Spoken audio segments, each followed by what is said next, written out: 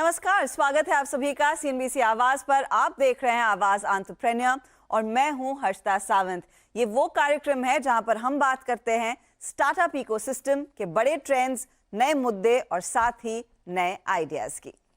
Corona और lockdown की मार से उबर रहे बिजनेसेस को फेस्टिव सीजन से काफी उम्मीद है और इस मौके को कैश करने के लिए क्रेडिट का एक नया ट्रेंड उभर कर आया है, बाय नाउ पे लेटर। ऑनलाइन शॉपिंग प्लेटफॉर्म्स के साथ बायजूस, अनअकैडमी जैसी ई लर्निंग कंपनियां भी इस ट्रेंड को भुना रही हैं। इस पेमेंट ऑप्शन के लिए कई सारे बड़े ब्रांड्स फिनटेक कंपनियों का हाथ पकड़ रहे हैं जो BNPL ऑफर करती हैं। यूएस की payment processing company world play की ग्लोबल पेमेंट्स रिपोर्ट के मुताबिक इंटरनेट कंपनियों के बीच BNPL का ऑप्शन देने वाले प्लेटफॉर्म्स की हिस्सेदारी 2024 तक 9% हो जाएगी, जो फिलहाल सिर्फ 3% है। 2020 में BNPL के मार्केट में ट्रांजैक्शन साइज $7 बिलियन रहा, जो 2028 तक लगभग 24% बढ़ने का अनुमान रिसर्च एंड मार्केट रिपोर्ट्स ने लगाया है। ग्लोबल लेवल पर जोर पकड़ रहे BNPL की जड़ें भारत में भी मजबूत हुई हैं, तो ऐसे में बाय नाउ पे लेटर की ग्रोथ यहां कैसी है, कितना क्रेडिट डेमोक्रेटाइज हो रहा है और यहां से आगे किस तरह की अपॉर्चुनिटीज है, इस सब पर बात करने के लिए मेरे साथ जुड़ रहे हैं जेस्ट मनी की CFO एंड COO और साथ ही cofounder Priya Sharma, capital float के cofounder and MD Shashank Rishya श्रृंगा और कोना कैपिटल के मैनेजिंग पार्टनर गणेश रंगस्वामी। आप तीनों का ही स्वागत है सीएनबीसी आवाज एंटरप्रेन्योर पर। प्रिया, शुरुआत मैं आपसे करना चाहूंगी। बाय नाउ पे लेटर लगभग हर प्लेटफॉर्म पर उपलब्ध है, ये एग्जैक्टली काम कैसे करता है? जी, थैंक यू। ये काम ऐसे करता है कि कस्टमर जो कि चेकआउट पे है, इधर एट ई-कॉमर्स या फिर किसी स्टोर पे, उसको इंस्टेंट हम डिसीजनिंग देते हैं एंड डिपेंडिंग ऑन क्या फाइनेंसिंग या क्या वो परचेज कर रहे हैं, उसके बेसिस पे हम उसको उसी परचेज के अराउंड टेलर्ड और कस्टमाइज्ड एक प्रोडक्ट और फाइनेंसिंग ऑफर करते हैं। एंड कंप्लीटली रियल टाइम होता है, कंप्लीटली डिजिटल होता है। एंड रीपेमेंट की अगर आप बात करें तो अगेन ये काफ़ी कस्टमाइज्ड होता है। हम लोग जैसे जेस्ट मनी में we can offer 30-day repayment plan या 3 months या फिर हम 18 या 24 months तक भी दे सकते हैं। तो the whole point is that it is highly customized, it is completely digital and it's extremely user friendly for the customer to actually take care of. अब जब इनफैक्ट BNPL की चर्चा भारत में शुरू हो रही थी तो कई सारे लोग यही कह रहे थे, how different will it B from the credit card business. लेकिन एक खासियत शायद बाय नाउ पे लेटर की है कि जो क्रेडिट कार्ड्स में वो इंटरेस्ट का झांसे में कई सारे लोग फंस जाते हैं और कई लंबे अरसे तक वो पेमेंट्स करते रहते हैं, वो नहीं है। Is that right way to understand it, Shashank? Bharat में बहुत कम लोगों के पास क्रेडिट कार्ड है। शायद 25 मिलियन लोगों के पास आज एक क्रेडिट कार्ड है और ये नंबर भी बहुत धीरे धीरे ही बढ़ रहा है। अगर आप ऑनलाइन कॉमर्स को देखेंगे तो वहां बहुत बहुत सारे लोग आ रहे हैं आजकल, और वो लोग केवल मुंबई या दिल्ली से नहीं आ रहे, बाकी काफी शहरों से आ रहे, क्योंकि ऑनलाइन का जो एक्सेसिबिलिटी है वो ब्रिक एंड मोर्टर रिटेल में आपको नहीं मिल सकता है। और इन लोगों को एक ऐसी प्रोडक्ट की जरूरत है जिससे वो क्रेडिट बहुत आसानी से हासिल कर सकते हैं, और यही प्रोडक्ट BNPL है। हमारी राय में BNPL क्रेडिट कार्ड से काफी गुना पॉपुलर बन जाएगा, क्योंकि ये बहुत ट्रांसपेरेंट है, इसमें हिडन चार्जेस, फीस ऐसे चीज नहीं होते हैं, और ये यूज करने में भी बहुत ही आसान है, बहुत ही डिजिटल प्रोडक्ट है, कोई पेपर वर्क भरने की जरूरत नहीं है, आपको रीपेमेंट्स का कोई झंझट ही नहीं है, क्योंकि हम सब जो यहाँ इस कॉल पे हैं हम ऑटोमेटिक तौर पे या UPI से रीपेमेंट करवाते हैं। तो अगर आप हमसे पूछोगे तो हमारा यही अंदाज है कि 5 साल के अंदर BNPL क्रेडिट कार्ड से कई गुना ज्यादा पॉपुलर होगा भारत में। ओके, क्रेडिट कार्ड से ज्यादा पॉपुलर होगा। फिर गणेश, ऐसी स्थिति में मार्केट कितना और बड़ा हो सकता है? मैंने वो रिपोर्ट का जिक्र किया एक्सपेक्टेशन तो है कि 24% तक की ग्रोथ देखने को मिल सकती है इस पर्टिकुलर मार्केट में। ज़्यादा पेमेंट्स ग्लोबल लेवल पर 8% प्लस के रहेंगे। भारतीय इकोनॉमी और भारत में जो इस समय डिजिटाइजेशन का जो जोर है, उसमें कितना ये बिजनेस एक्सपैंड कर सकता है या स्केल कर सकता है? सही सवाल है हर्षिता, एंड मुझे इस शो पे बुलाने के लिए धन्यवाद। जैसे कि शशांक और प्रिया ने बताया, आई थिंक BNPL अभी काफी शुरुआत के स्टेज में एंड धीरे धीरे गति पकड़ रहा है। BNPL के सक्सेस के लिए कुछ बेसिक चीजें चाहिए मार्केट इंफ्रास्ट्रक्चर के तौर पे, जैसे कि digital payments and multiple digital payment options होना जरूरी है। Digitisation and point of sale checkout एक सीमलेस तरीके से एनेबल करना भी बहुत जरूरी है। जिस तरह से डिजिटाइजेशन गति पकड़ रहा है, this is not a linear development, ये काफी एक्सपोनेंशियल तरीके से ग्रो कर रहा है। And that is the beauty of digital platforms कि एक बार अगर फाउंडेशन सेट हो जाए एंड आप कस्टमर को सही तरीके से सर्विस कर सकते हैं, तो इट कैन ग्रो एक्सपोनेंशियली। पहले जैसे कंज्यूमर्स को कैश लोन और पर्सनल लोन दिया जाता था, एंड मुश्किल था ट्रैक करना कि किस लिए लोग यूज कर रहे हैं। बट BNPL फ्रिक्शनलेस तरीके से एक पेमेंट ऑल्टरनेटिव लाया है क्रेडिट में, जिससे कि लोगों को लगता नहीं कि वो क्रेडिट है, but at the same time they are able to underwrite it to make sure कि over consumption and credit exposure ज्यादा नहीं हो जाए। सो ये इस तरह से पूरे इकोसिस्टम में एम्बेड हो रहा है, and the possibilities of growth are exponential. ये exponential growth in the very fact कि आपने कहा कि पहले पर्सनल लोन्स लेते थे अगर कुछ खरीदना है, या फिर आप बजाज फाइनेंस के पास जाते थे assuming you wanted to buy a big TV. वो काफ़ी आसान हो गया, और परहैप्स वहीं पर आप लोगों को थोड़ी बहुत सेफ्टी भी मिलती है कि प्रिया, आपके पास अगर कोई आता है और मुझे कोई अच्छा प्रोडक्ट दिखा, मैं उसी के लिए तुरंत पैसे ले रही हूँ, मैं कोई एप्लीकेशन नहीं फिल कर रही हूँ, ना कि यहाँ पर कुछ और डिटेल्स देने पड़ रहे हैं। लेकिन इसमें मेरा एक और सवाल है, ये क्विक पेमेंट, क्विक ट्रांजैक्शन हो जाता है, हाउ डू यू इंश्योर कि वो आदमी आपको वापस टाइमली रीपेमेंट देगा? और या फिर यहाँ पर कोई क्राइटेरिया है कि एक्स का रीपेमेंट हिस्ट्री क्या है, इनका क्रेडिट स्कोर क्या है, किन आधारों पर आप वो क्लियरेंस देते हैं कि so and so needs to get that loan और needs to get the BNPL option? जी बिल्कुल। पहली बात यह है कि एज सच कोई क्राइटेरिया नहीं है, और वो इसलिए क्योंकि हम लोग कंप्लीटली डिजिटल हैं, तो हम लोग टेक्नोलॉजी को बहुत ही अच्छी तरीके से यूज कर पाते हैं। तो कोई भी अगर कस्टमर हमारे पास आता है तो उसकी ऑब्वियसली क्रेडिट हिस्ट्री तो हम चेक करते हैं, बट उसके अलावा हमारे पास काफ़ी सारे डेटा पॉइंट्स हमको मिल जाते हैं, जो कि उनके डिजिटल जर्नी के थ्रू, जिससे कि हम उसका असेसमेंट स्पेशली अराउंड फ्रॉड या उसकी KYC डिटेल्स या उसका क्रेडिट असेसमेंट हम लोग और भी अच्छे तरीके से और ग्रैनुलर तरीके से कर पाते हैं। तो यूजिंग टेक्नोलॉजी जो सोल्यूशन है वो काफ़ी पर्सनलाइज्ड और कस्टमाइज्ड है हर एक कस्टमर के लिए, एंड इसकी वजह से हम कोई एज सच क्राइटेरिया नहीं रखते हैं। हमारे एस्टिमेट्स के हिसाब से 25 मिलियन to 30 मिलियन ही लोगों के पास क्रेडिट कार्ड्स हैं, और जबकि देखा जाए तो रफली 900 मिलियन लोगों के पास बैंक अकाउंट हैं या डेबिट कार्ड्स हैं। तो काफ़ी सारे जो लोग हैं वो एक्चुअली एक्सक्लूड हो रहे हैं क्रेडिट से, और वो इसलिए क्योंकि जो पुराने या मैं कहूँ जो ट्रेडिशनल अंडरराइटिंग मैकेनिज्म्स हैं वो काफ़ी क्राइटेरिया बेस्ड या रूल बेस्ड जिसे हम कहते हैं वो थे, वर्सेस जो हम लोग यूज़ कर पाते हैं वो काफ़ी फास्ट है using artificial intelligence, machine learning models and algorithms. And actually इसके बेसिस पे जैसे जो इंडिया स्टैक में जो काफ़ी सारे प्रोग्रेस हुई है, एंड इवन जो अकाउंट एग्रीगेटर फ्रेमवर्क अभी लॉन्च हुआ है, वो सारी चीज़ें भी हम लोग के काफ़ी काम आते हैं। तो टेक्नोलॉजी का बहुत इसमें यूज हो रहा है। चर्चा में लेंगे एक छोटा सा ब्रेक, आप बने रहिए CNBC आवाज के साथ।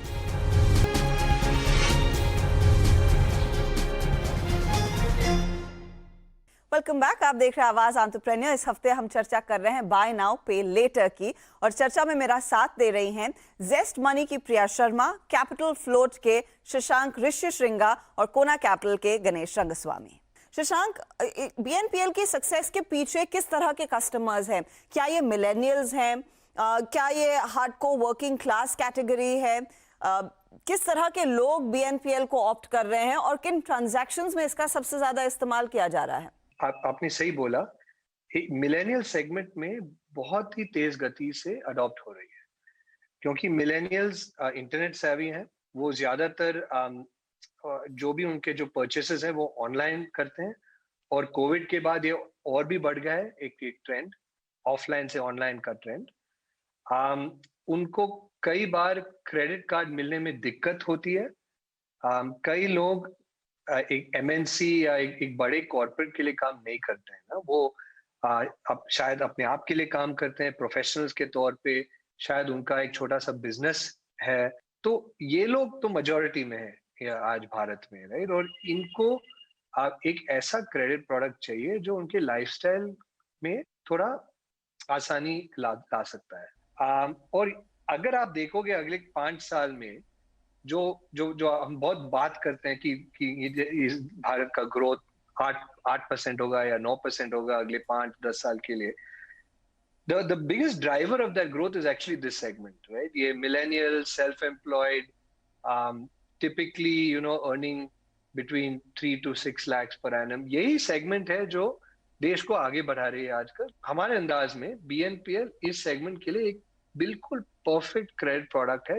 कमिंग टू यू गणेश, क्योंकि हर यूज केस में बीएनपीएल का इस्तेमाल किया जा रहा है। हमने अनअकैडमी और बायजूस को इन प्लेटफॉर्म्स के साथ हाथ मिलाते देखा है। लोग ग्रोसरीज के लिए बीएनपीएल यूज कर रहे हैं, अनडाउटेडली ट्रैवल बुकिंग के लिए भी होगा।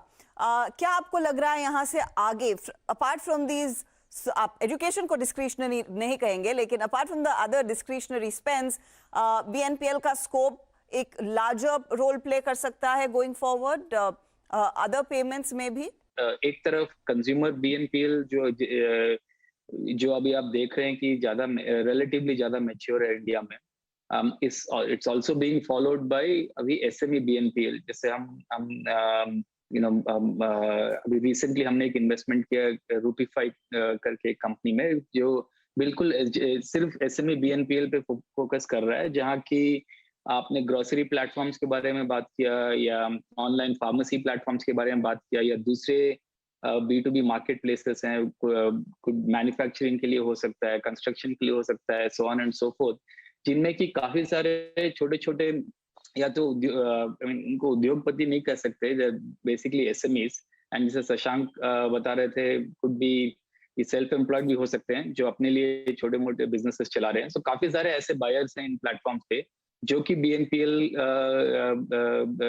को यूटिलाइज कर रहे हैं आजकल। अभी कंज्यूमर बीएनपीएल के कंपैरिजन में काफी स्मॉल, छोटा है वो। ये वाली जो फाइनेंसिंग होगी एमएसएमईज या एसएमईज को जो बीएनपीएल के जरिए फाइनेंस मिलेगा, what will it be for? Will it primarily be for working capital loans? क्योंकि वहीं पर सब लोग जाके अटक जाते हैं, बैंक्स की ओर से वो बहुत आसानी से नहीं मिलता। हाँ, तो ये कई सारी चीजों के लिए हो सकता है, बट प्राइमरली दो चीजें हैं। एक तो working capital or for working capital could be for even from कुछ capital expenditure के लिए हो सकता है, या इन्वेंट्री ongoing इन्वेंट्री परचेसेस के लिए हो सकता है। प्राइमरली अभी इन दो चीजों के साथ शुरुआत हो। प्रिया, क्या जेस्ट मनी इस सेगमेंट के लिए भी तैयार है एट द मोमेंट, या फिर आप इस समय सिर्फ फोकस करेंगे कंज्यूमर स्पेंडिंग पर? प्राइमरीली अभी हमारा फोकस कंज्यूमर पे है। हमें ऑब्वियसली कंज्यूमर साइड में बहुत ज्यादा डिमांड है, और हमने अपना network both online and offline काफी बढ़ाया है। But having said that, freelance जो अपने लिए गिग इकोनॉमी के लिए काम करते हैं, या इंडिविजुअल्स जिनका मतलब सैलरीड नेसेसरीली नहीं है, हम उनको अभी भी केटर करते हैं। बिजनेस सेगमेंट जो actually working capital type of loans जो लोग रिक्वायर करते हैं, उनको हम अभी केटर नहीं कर रहे हैं। सो प्राइमरीली कंज्यूमर या इंडिविजुअल्स को हम अभी केटर कर रहे हैं। शशांक, जब भी फाइनेंस की बात आती है, और स्पेशली क्योंकि अब स्कोप बढ़ने लगा है, we are going talking beyond the regular consumer loans, और लगभग हर चीज के लिए अगर बीएनपीएल का ऑप्शन है, how does a company like capital float या जेस्ट मनी प्रोटेक्ट इटसेल्फ? क्योंकि हम सब ने देखा लॉकडाउन के दौरान क्या हुआ, लोगों की नौकरियां गई या फिर सैलरी कट्स हुए, कई सारी EMIs वो नहीं भर पाए, रेगुलर पेमेंट्स जो नॉर्मली करते थे आसानी से वो नहीं हो पाए। इस तरह की सिचुएशन से इंसुलेटेड या फिर प्रोटेक्टेड रहने के लिए आप लोग क्या करते हैं? देखिए, कोविड एक बहुत ही एक्स्ट्रॉर्डिनरी सर्कमस्टांस था जो जो बहुत कभी कभार आता है ना। और इन सर्कमस्टांसेस में हम सब थोड़ा हाथ मिलके जो कर सकते हैं करते हैं। और जैसे इस एग्जांपल जो आपने दिया था, गवर्नमेंट ने एक मॉरेटोरियम स्कीम अनाउंस किया था और हम सब लोगों ने कोशिश किया कि जिन जिन बोरोवर्स को दिक्कत थी उनको हम मॉरेटोरियम दे पाते थे।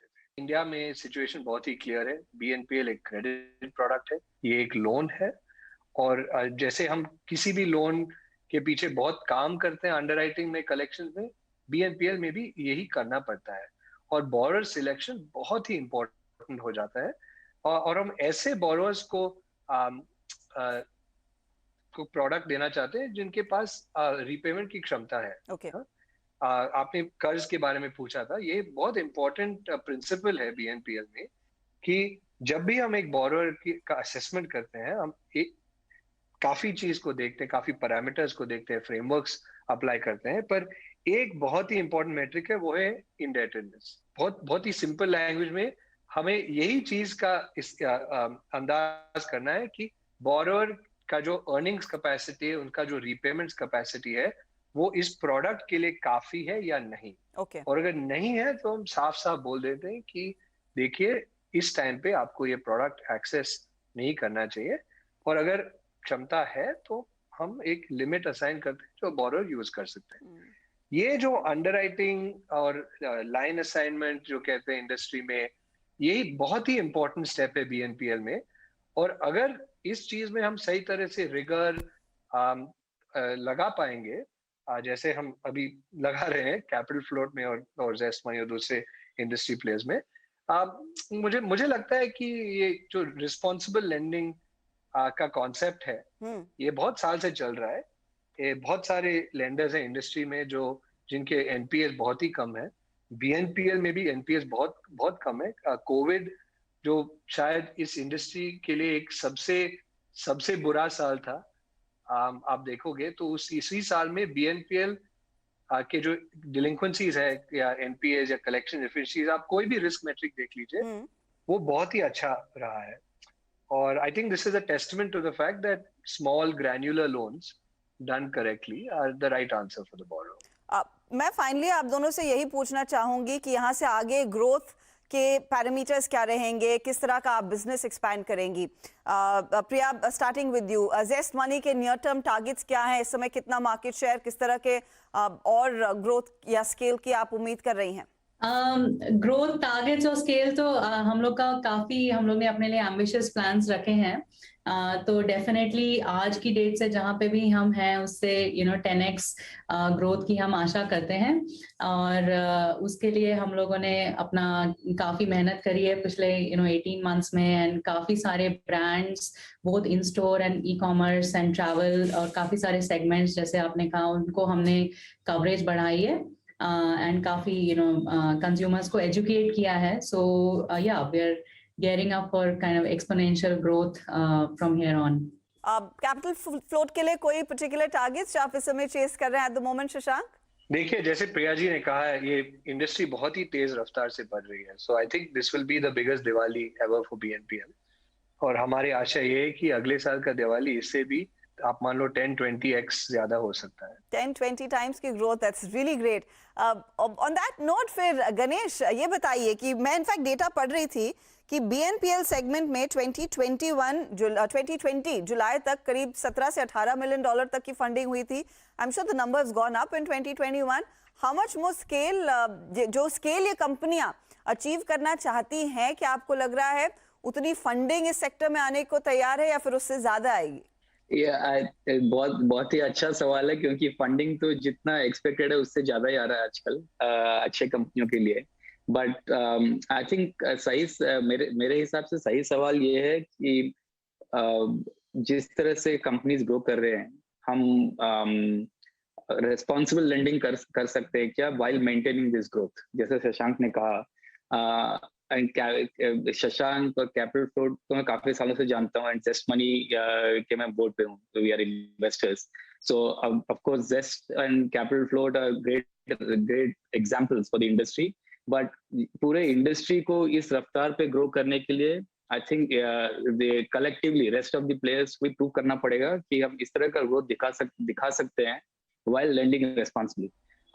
But as far as equity capital का सवाल है और debt capital availability का सवाल है इन players के लिए, और high quality players like Zest और Capital Float, उस तरह की growth के लिए capital available है market में.